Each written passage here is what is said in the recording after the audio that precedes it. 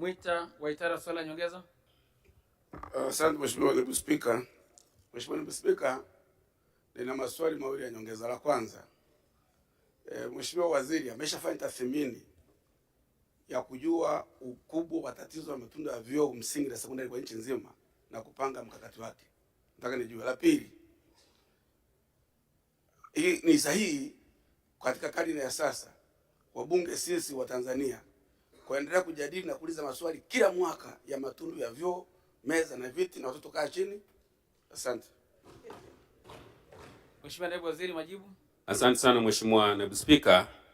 Kwanza nianze kwa kumhakikishia Mheshimiwa Mwita Mwikwabe Waitara kwamba serikali inatambua umuhimu wa shule zetu zote kuwa na matundu ya vyoo yanayotosheleza na yenye viwango na ubora unaotakiwa katika kuhakikisha kwamba watoto wetu wanasoma katika mazingira bora.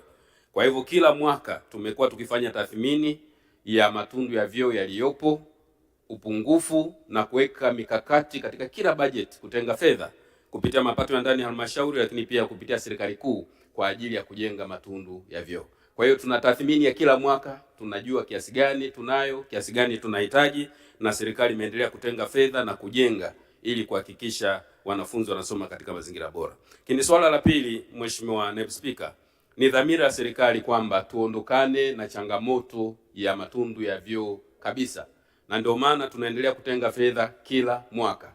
Na kwa mujibu wa taarifa za Benki ya Dunia ambayo assessment imefanyika hivi karibuni, tunahitaji kwa ujumla katika shule yenye wanafunzi 400 tunahitaji wastani wa matundu ya vyoo 12, 6 ya watoto wa kike na 6 ya watoto wa kiume. Na sisi kwa kiasi kikubwa kwa baadhi ya shule tumeshazidi kiwango hicho, kwa tutaendelea kuhakikisha tunaboresha kwenye yale maeneo mengine ambayo yana uhitaji huo. Kwa naomba niwahakikishie Mheshimiwa Mbunge kwamba tutaendelea kuhakikisha tunajenga matundu ya vyoo, lakini zoezi hili ni endelevu kwa sababu tutaendelea kujenga shule, population ya watoto itaendelea kuongezeka. Kwa hakuna siku tutasema tumemaliza tujengi vyoo kabisa, kwa sababu population ipo na shule zitaendelea kujengwa na zitahitaji kujenga vyoo. Kwa ni zoezi endelevu, lakini lengo letu ni kuhakikisha kwamba zile shule ambazo zina upungufu tunaondokana na changamoto hiyo. Asante.